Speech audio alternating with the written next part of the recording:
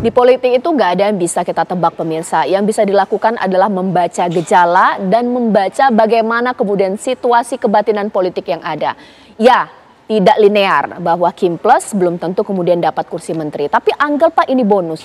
Ya partai politik juga gede-gedekan juga kalau nggak gabung Kim Plus. Bagaimana Mas Umam? Ya, memang selalu akan ada ekspektasi ya dari partai-partai, terutama partai-partai yang tadi dalam istilah Mbak Caca, partai yang tidak berkeringat. Mereka tidak berkeringat, tetapi mereka tidak siap untuk berpuasa dari kekuasaan. Nah, maka kemudian yang bisa dilakukan adalah ya berharap pada jatah kursi menteri.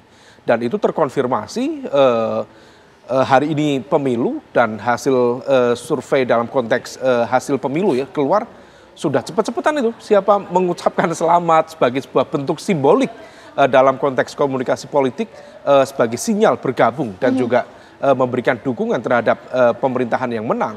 Lalu di saat yang sama pasca penetapan Pak Prabowo juga ada upaya komunikasi yang akhirnya kemudian bawa Pak Prabowo ke kantor partainya. Ya semua itu adalah bagian dari realitas.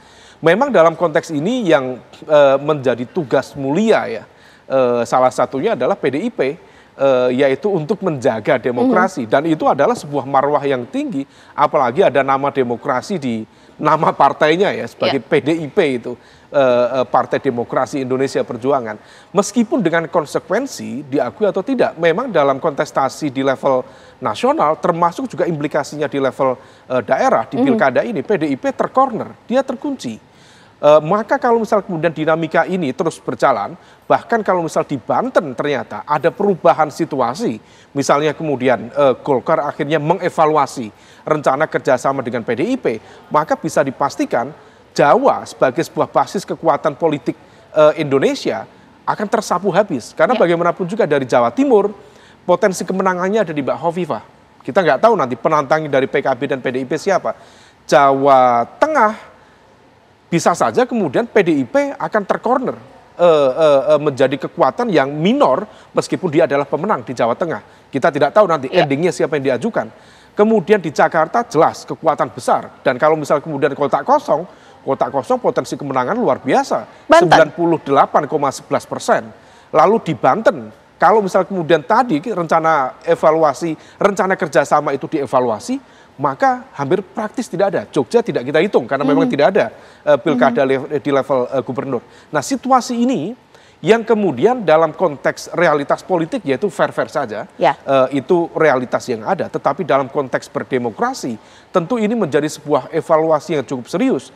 Karena bagaimanapun juga varian-varian kekuatan dan juga aspirasi masyarakat itu beragam. Kalau misal kemudian disatukan dalam satu kekuatan yang tunggal, maka hampir pasti tidak ada sebuah alternatif ya bagi masyarakat untuk memilih. Padahal ya kita bisa pastikan bahwa aspirasi masyarakat itu hampir pasti tidak tunggal. Nah ini yang kemudian implikasi lanjutannya cukup panjang. Semakin tidak ada alternatif pilihan, semakin tidak ada potensi ruang evaluasi yang terbuka, seringkali kemudian pemerintahan itu bisa semau gue, semau maunya. Dan ini kaitannya dengan konteks tata kelola pemerintahan yang baik atau good governance, atau dalam konteks skala yang lebih makro sendiri ya, kaitannya dengan akuntabilitas kekuasaan ke depan. Kalau misalnya kursi menteri itu adalah hak yang pasti untuk partai berkeringat, untuk partai Golkar nggak perlulah bonus-bonusan. Karena sebelumnya Pilpres sudah dihitung usaha keras partai Golkar. Ini kayak menandakan bahwa di beberapa wilayah daerah, Golkar nggak harus bersama dengan Kim Plus, contohnya Banten. Karena kita udah aman kursi menteri, bagaimana Bang Doli? Enggak lah, maksudnya narasinya bukan seperti itu ya. Bahwa tadi kita kan selalu ingin menghadapi kontestasi itu menang. Judul besarnya itu adalah memenangkan sebuah kontestasi politik, termasuk pilkada. Nah, untuk Banten misalnya, Ibu Airin ini sudah kita siapkan dari 3-4 tahun yang lalu ya. Bahkan kita sudah membuat semacam tes lah, ujian ya terhadap Ibu Airin. Kemarin kita calonkan juga sebagai calon anggota DPR RI dan kemudian akhirnya terpilih dengan suara yang cukup signifikan. Jadi secara elektoral sebetulnya Ibu Airin ini sudah memenuhi syarat untuk menjadi calon gubernur. Nah, tapi kan kami juga sama sadar ya semua bahwa partai-partai politik ini di setiap daerah tidak punya keistimewaan, tidak punya kemewahan untuk bisa maju sendiri. Jadi harus berkoalisi dengan partai politik yang lain. Nah, jadi kita selalu membuat proposal. Ya, di Jakarta sekarang proposalnya ada Ridwan Kamil. Kita sampaikan kepada semua partai politik, siapa yang mau memberikan dukungan, ya, apakah yang di dalam koalisi Indonesia Maju atau yang di luar koalisi Indonesia Maju. Kalau memang ingin bekerja sama dengan Partai Golkar, mendukung Ridwan Kamil, dengan senang hati kita dengan tangan terbuka. Tapi juga kami menghargai kedaulatan dari partai politik masing-masing. Ada yang mungkin setuju, ada yang tidak setuju. Sama misalnya di Banten, kembali ke Banten, kami ajukan proposal Airin. Nah, ternyata teman-teman di Koalisi Indonesia Maju punya pandangan lain, punya kalkulasi lain. Ya kita hormati saja, gitu kan. Toh juga selama ini kita berpengalaman, ya. Pilkada ini kan bukan kali ini saja, ya. Pileg dan Pilpres juga bukan tahun 24 aja. Yeah. Kita juga punya pengalaman bahwa belum tentu bisa linear juga sebetulnya, ya, peta politik di tingkat nasional itu di setiap daerah. Yeah. Karena di masing-masing daerah kan punya karakteristik yang berbeda-beda. Atau secara politik gampangnya lah, hasil pileg itu tidak bisa tentu sama linear dengan hasil pileg di tingkat nasional. Nah, ini yang membuat saya, dan saya kira itu sesuatu kompetisi yang selama ini sudah kita jalani dan baik-baik saja selama ini. Ada di satu daerah yang kita bisa berteman dengan Bang Ciko dan kawan-kawan, tapi di daerah lain kita berkompetisi. Itulah namanya kekayaan demokrasi kita yang harus terus kita rawat. Bang Riza, nah berarti boleh ya Bang Riza ya, nggak ada hubungannya ya kursi menteri ini dengan Kim Plus. Jadi bisa jadi untuk Banten ini Kim Plus malah akan bertarung dengan Partai Golkar karena bisa jadi proposal untuk Airin disambut baik oleh PDIP. Bagaimana? Bang Riza. Ya nggak ada masalah, itu biasa. Sudah berkali-kali kita diskusikan bahwa Pilpres dengan Pilkada tidak selalu linear, ya. Sekalipun banyak juga di beberapa daerah Kim solid, tapi di beberapa daerah lain justru di antara Kim tadi berkompetisi seperti sampaikan Bang Doli di Banten, di Tangsel, umpamanya dan lain sebagainya. Justru di banyak daerah kami dengan PDIP, dengan PKB, dengan Nasdem, dengan PKS dan P3 dan lainnya. Jadi saya kira juga biasa, bahkan dengan Hanura, juga kami dengan Perindo, juga kami berkoalisi.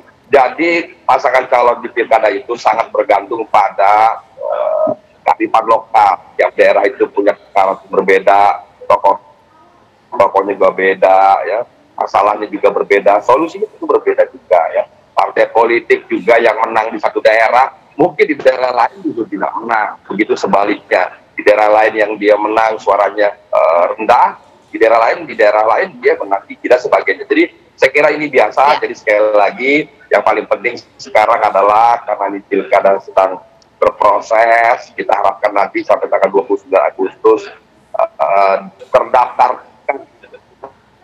Iya, baik.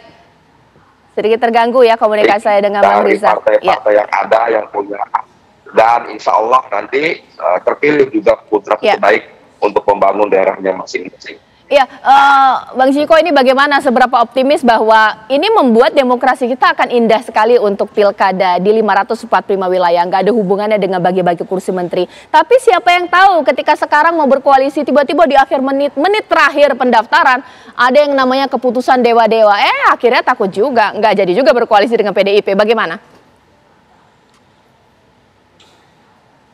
Di mute suaranya, Mas Ciko? Boleh dijawab. Setiap partai itu kan punya karakternya masing-masing, dan karakter masing-masing itu tidak ada yang lebih baik dari satu yang dengan yang lain. Di PDI Perjuangan tentunya mempunyai karakter pada prinsip, kami sudah punya komitmen ketika sudah menentukan sikap, dan harapan kami juga ada kesamaan juga dari partai-partai lain. Nah, ini yang harus kita jaga dan ini harus kita contohkan pada masyarakat, karena tugas partai politik itu bukan hanya untuk mencapai kekuasaan dengan segala cara, tapi juga bagian dari edukasi politik pada masyarakat. Nah, kita melihat, saya memberikan contoh seperti di DKI Jakarta, ya. Kita melihat hasil survei akhir-akhir ini yang menyatakan bahwa ada nama Pak Anies, Pak Ahok, dan Pak Ridwan Kamil. Sebenarnya kan akan sangat elok kalau ketiganya bisa berkontestasi, ya kan? Nah, ini yang kita harapkan masih bisa terjadi, minimal tidak 3, mungkin 2 dari tiga tersebut, karena itulah potret dari keinginan dan harapan masyarakat Jakarta. Karena hasil survei ini kan seakan-akan menyatakan bahwa kalau pemilu itu dilakukan sekarang, itulah yang akan dipilih oleh masyarakat. Artinya masyarakat berharap tokoh-tokoh itu juga dimajukan untuk menjadi alternatif pilihan bagi mereka.